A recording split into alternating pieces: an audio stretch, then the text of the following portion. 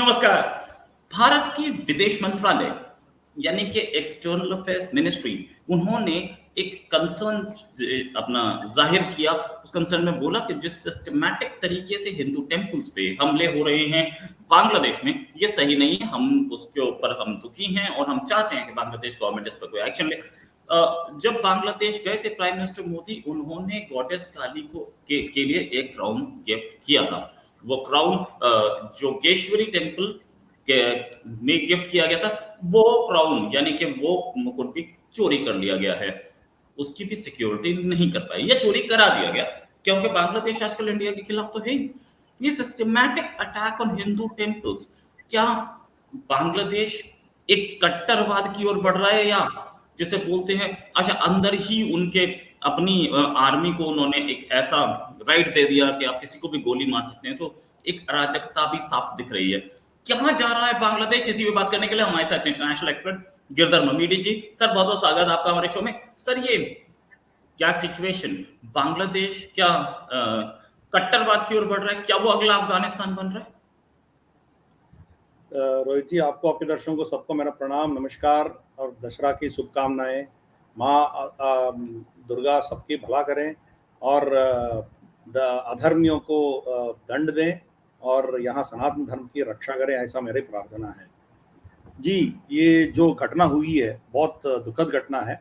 प्रधानमंत्री ने 2021 में जशोरेश्वरी मंदिर, इसका नाम है जशोरेश्वरी मंदिर, हमारी 51 शक्तिपीठों में से एक है। वो अभी बांग्लादेश में है। बदकिस्मती से वो महज कोई मतलब हमारी सरहद से आप देखेंगे तो कोई 20-25 किलोमीटर आगे है, बस उतना ही है।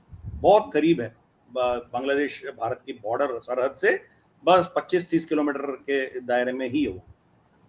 और कोलकाता से जाएंगे तो कोई मतलब 100 किलोमीटर से भी कम है। तो वहाँ माँ का भव्य मंदिर है अभी भी।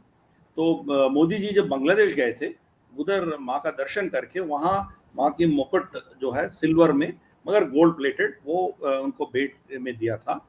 उसका चोरी हुआ है और वो सीसीटीवी कैमरा में कैप्चर भी हुआ है, मगर वहाँ की सरकार कुछ कर नहीं रही है। ये तो हमारी जो आपने जो जैसा इंट्रोडक्शन में कहा है, हमारी जो फॉरेन अफेयर्स का जो स्पोक्स पर्सन है, वो ऑलरेडी इसके बारे में बहुत कड़ी शब्दों में इसका निंदा किया है और इनके एक्शन के लिए बांग्लादेश सरकार के ऊपर एक्शन लेने के लिए कहा है। और ये अकेली नहीं है। ढाका में एक मंदिर में पेट्रोल बॉम्ब इनके ऊपर फेंका गया हिंदुओं के पंडाल में, 20 लोग जख्मी हो गए, कुछ लोग तो भयंकर रूप से घायल भी हो गए।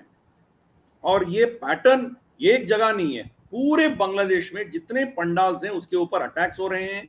और जहां वहां तो बंगालियों का कल्चर है, वो गाना बजाते हैं, नाचते हैं माँ की प्रेम में और उनकी भक्ति में। उनका बहुत कुछ नाच गाना होता है, ये सब फिर डोल बजती है, सब कुछ होता है। तो इसके ऊपर पाबंदी लगाने का षड्यंत्र चल रहा है उधर। सरकार का खुद का एक डायरेक्शन है कि नमाज के टाइम पे इसको बंद कीजिए आप। मतलब प्रायोरिटी किसका है आप देख लीजिए। सीधा कह रहा है वो, ये इस्लामिक देश है, उनका कॉन्स्टिट्यूशन में सेक्युलरिज्म लिखा है वो इस्लामिक स्टेट नहीं है, फिर भी इनको कोई हक नहीं है। और इवन नमाज के समय खत्म होने के बाद ये लोग गाना बजा रहे हैं, डोल बजा रहे हैं, ऐसा कुछ कर रहे हैं, तो पंडाल में घुस के उनको धमकी दे रहे हैं और औरतों को जलील कर रहे हैं, भरपूर गाली दे रहे हैं। वो वीडियोस भी वायरल हुए हैं। और यहाँ स्टेज में वो चढ़ के इस्लामिक गाना शुरू कर दिया है लोग। मतलब दुर्गा पंडाल, हिंदुओं की पूजा के पंडाल के उसके ऊपर ये लोग घुस के ये सब इस्लामी गाना शुरू कर दिया उधर। यहाँ तक मूर्तियां बनाएंगे तो इसको तोड़ेंगे, इस डर से बहुत से पंडालों में माँ का फोटो लगा के पूजा कर रहे हैं, मूर्तियां नहीं बना रहे। तो ये बहुत दुखद सिचुएशन है उधर। इसीलिए भारत सरकार की ओर से ये बड़ी कड़ी निंदा की गई और इनके बारे में बोला गया। और भारत सरकार तो बहुत कुछ कोशिश कर रही है, मगर हम बांग्लादेश में घुस के इनको हमारी कंट्रोल में ले नहीं सकते ना। वो तो एक इंडिपेंडेंट कंट्री है, हमने भी रिकग्नाइज कर रखे हैं, तो हम क्या कर सकते हैं? जो दबाव डालना है वो सब हम कर रहे हैं। एक तो ऑफिशियल स्टेटमेंट तो दे रहे हैं, पीछे से उनके ऊपर जो मतलब उनके पावर सप्लाईज हो, उनके कपास की सप्लाईज हो, उनकी जो भी भारत से उनकी जरूरतें हैं उसको हम टाइट करने जा रहे हैं। तो फिर भी इनको अकल नहीं आ रही है, क्योंकि अब तो सरकार तो है ही नहीं है। जो यूनिस मोहम्मद यूनिस का जो सरकार है वो महज एक दिखावा है। एक्चुअली उस देश को चलाने वाले कट्टर इस्लामी सोच रखने वाले हिंदू बचा का ये लोग बेरहमी से मार रहे थे। उसका गुनाह क्या था?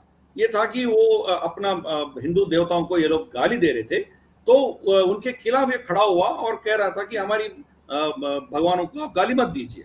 तो ये लोग पकड़ के उसको बेरहमी से मार मार के उसको मार दिया, पीट पीट के उसको मार दिया, और सेना खड़ी रही, कुछ नहीं किया। तो ऐसे बहुत सी घटनाएं हुई है। तो एक फैमिली को, एक औरत को रेप करके उसको मार दिया, उसके हस्बैंड पति ने एक झील में कूद के भागने का कोशिश किया। ये लोग पूरे झील के तट पे आके पत्थर से मार मार के उसको मार दिया।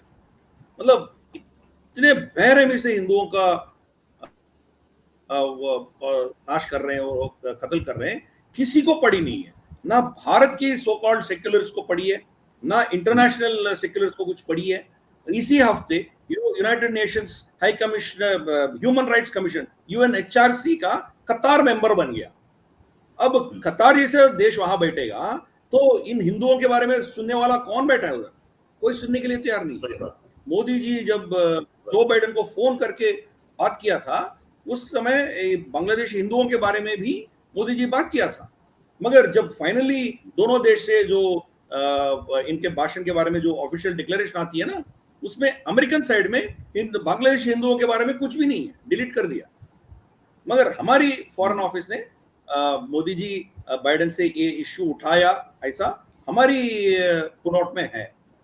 तो ये है, मतलब बांग्लादेश के हिंदुओं के साथ खड़े होने वाला एक देश भी आपको दिख नहीं रहा है, मगर पूरा दुनिया में पैलेस्टीन के लिए खड़े हैं लोग, और इंतिफादा की नाम वो गूंज रहा है हर यूनिवर्सिटी से, और रिवर से सी तक पैलेस्टाइन फ्री होगा। मतलब क्या क्या नारे लग रहे हैं कि जब हमास और हिजबुल्लाह कट्टर आतंकियां हैं, आतंकी संगठन हैं, कितने लोगों को बेरहमी से मारे हो, फिर भी उनको उनके समर्थन में लोग खड़े हैं, मगर एक्चुअल जो विक्टिम्स हैं बांग्लादेश के हिंदूज, इसके बारे में कोई बोल ही नहीं रहा है। ये बहुत बहुत दुखद बात है। This is very very serious situation. मगर करें तो क्या करें? भारत ने उसके खिलाफ, बांग्लादेश के खिलाफ क्या कहते हैं उसको, एक नॉर्मल सी रवैया अपना के नॉर्मल रिलेशंस कायम रखने का कोशिश कर रहे हैं। इसीलिए देखिए, बांग्लादेश क्रिकेट टीम इधर आई हुई है, उनके साथ हम खेल जारी रखा है, उसको बैन नहीं किया है। बहुत से यहाँ के हिंदू संगठन कह रहे हैं कि इसको बैन करना चाहिए, वहाँ के हिंदुओं का इतना प्रताड़ना हो रही है तो इसको आने क्यों दिया है, बंद करना चाहिए, अभी इनसे क्या T20 खेलेंगे। तो फिर भी भारत सरकार ने जो चल रहा था उसको बंद नहीं किया, क्योंकि धीरे धीरे से उनको समझाना है कि देखो भाई, ऐसे नहीं चलेगा, भारत के साथ आप रिश्ता रखना चाहते हो तो वहाँ हिंदुओं को भी आप सिक्योरिटी देना पड़ेगा। मगर अब वहाँ ऐसा इस्लामिक सोच रखने वाले वहाँ सत्ता में है, तो उनको हम कैसे रोक पाएंगे?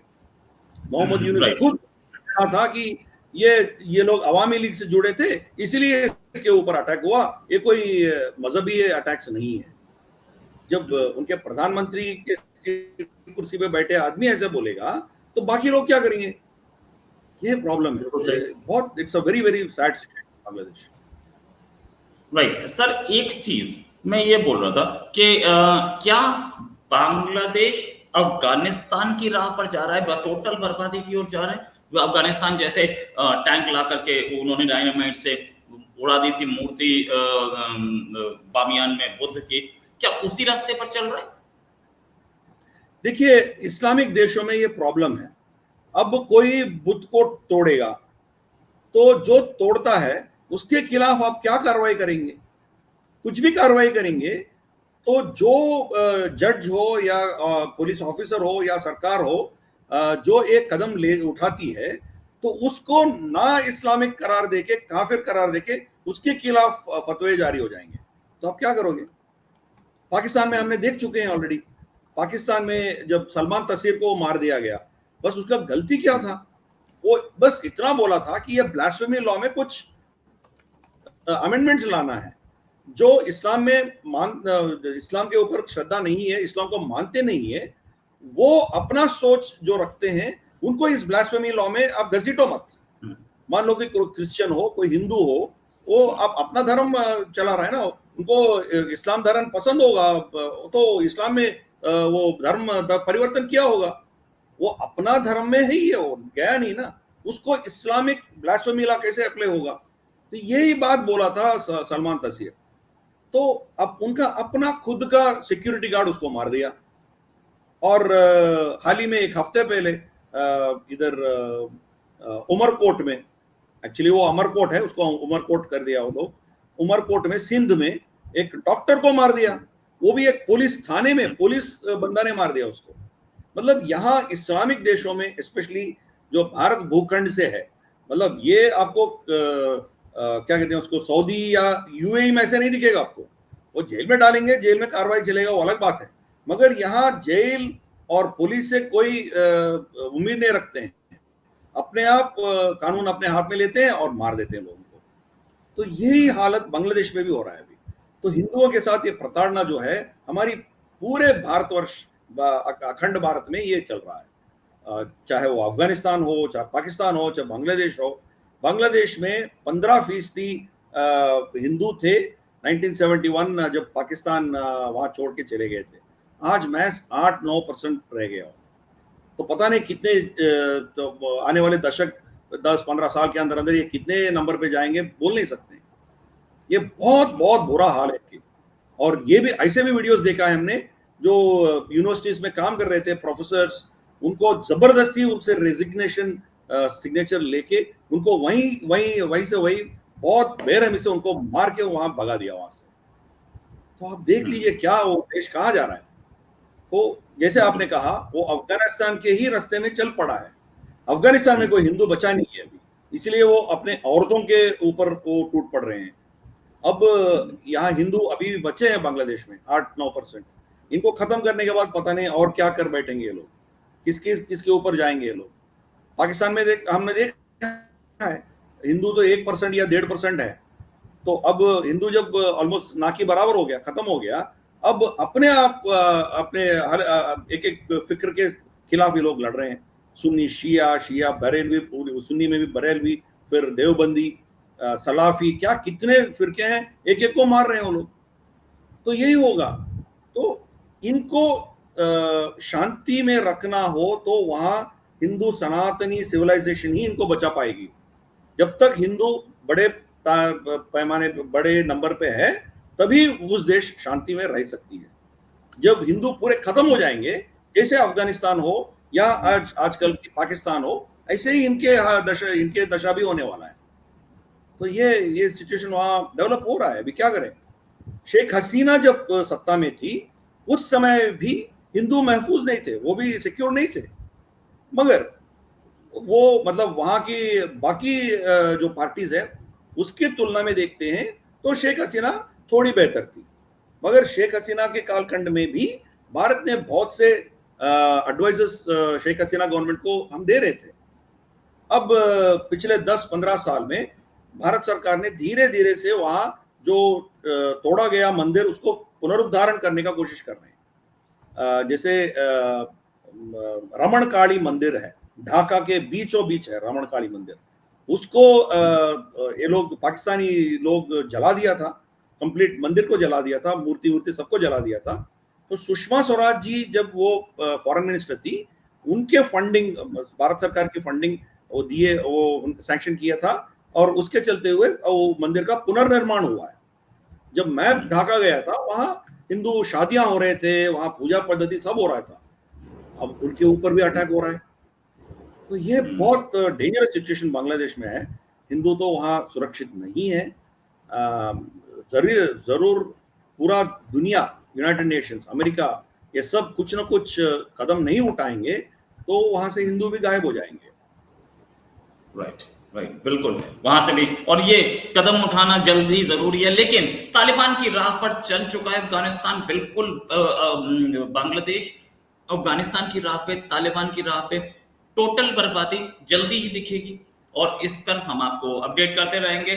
Thanks a lot Girdhar sir for joining, बहुत अच्छा डिस्कशन था, हम जल्दी एक डिस्कशन और करेंगे। अभी के लिए नमस्कार, धन्यवाद, जय हिंद।